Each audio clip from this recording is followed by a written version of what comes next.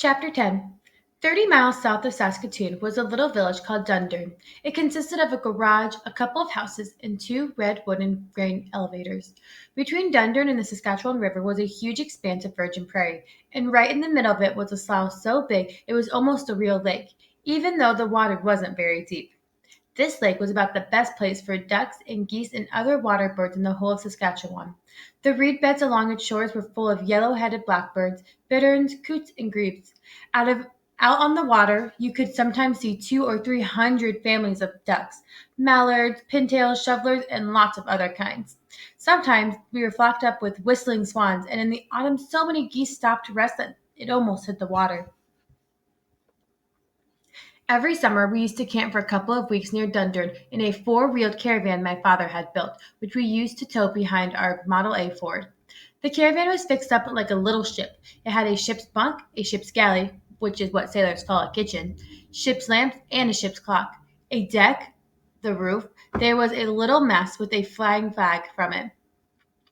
People in Saskatoon used to call it the Moat's Prairie Schooner. On the stormy night when the wind made the caravan rock back and forth, you could lie snug in your bunk and find it hard to believe you weren't really on a schooner after all. Of course, whenever we took the caravan on a trip, Mutt and the Owls had to come along.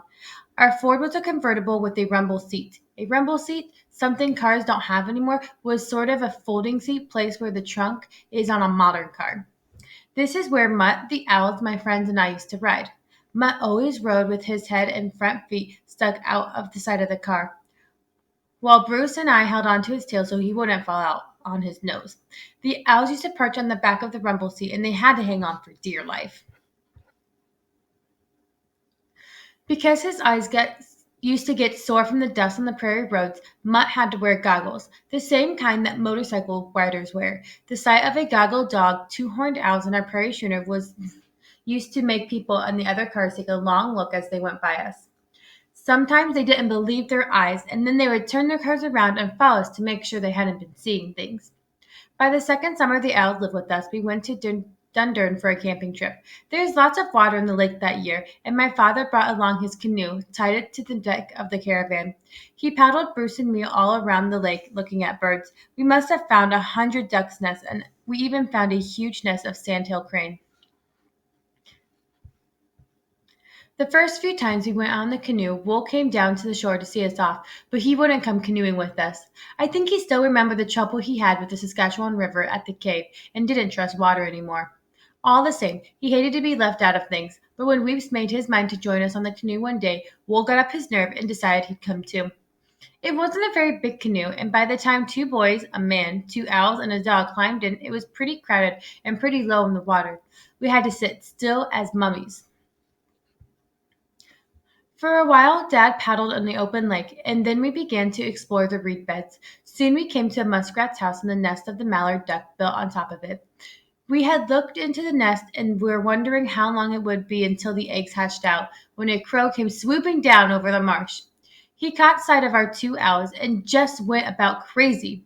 He cawed and cawed until about 5 minutes the sky was black with crows. The more that came, the braver they all got, and soon they were diving down within a couple of feet of our heads. Dad tried to scare them away by waving his paddle and shouting, but by this time they were so excited they paid no attention to us. I guess no crows ever caught a pair of owls at such a disadvantage before, and they were going to make the most of it. Weep scuttled under my seat and hid between my legs, but Wool, who was perched on the bow of the canoe, wasn't going to run away. He kept getting madder and madder until he was hissing and clacking his beak in perfect fury. This made the crows even more excited, and some of them dived so close that the wind ruffled Wool's feathers. Finally, one crow came a bit too close. Suddenly, Wool spread his wings, jumped into the air, and at the same time he gave sort of a half turn on his side and grabbed the crow with both sets of tails. There was an explosion of black feathers, and the crow went squawking off across the marsh, half naked. We didn't have time to watch him go. When Wool jumped, Bruce tried to catch him for fear that he would fall in the water and be drowned, and that he did. The next second, all of us except Wool were in the lake. The water was only up to our knees, but the lake bottom was slimy black muck. We scrambled to get a hold of the canoe. Bruce and I and Dad got coated from head to toe with slime. Mutt, who had more sense than any of us, abandoned the canoe and headed for the muskrat house. Weeps, who must have thought this was the end, somehow managed to clutch a hold of Mutt's tail and was towed to the muskrat house. Wool, who had been flying when the canoe was upset, who now couldn't find any place to land, kept circling over our heads, hooting at us to help him down. The crows were going wild. All the ducks and geese in the marsh were excited now, too. Now they started to quack and honk until there was such a row you couldn't have heard a cannon being fired. It took us nearly an hour to get back to shore. Dad pushed Bruce and me into the flooded canoe. Somehow, when we waded ahead, towing us, on the way we stopped at the muskrat house and rescued Mutts and Weeps. Wolf finally grew so tired that he had to land somewhere, and he flopped down on my father's head. This accident made us so angry with the crows, any crows, that we could cheerfully have wrung the neck of every crow in Saskatchewan. The next morning, Dad got out his shotgun and swore he was going to even up with the score.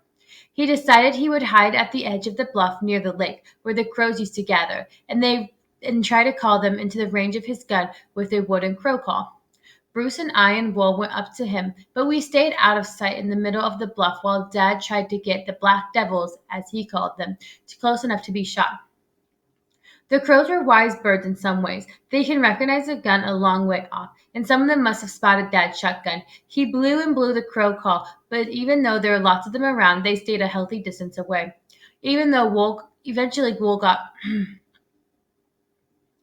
Eventually, Wool got bored, and first thing I knew, he had walked right out to the open and climbed up into the fence post. The crow call hadn't worked, but Wool sure did.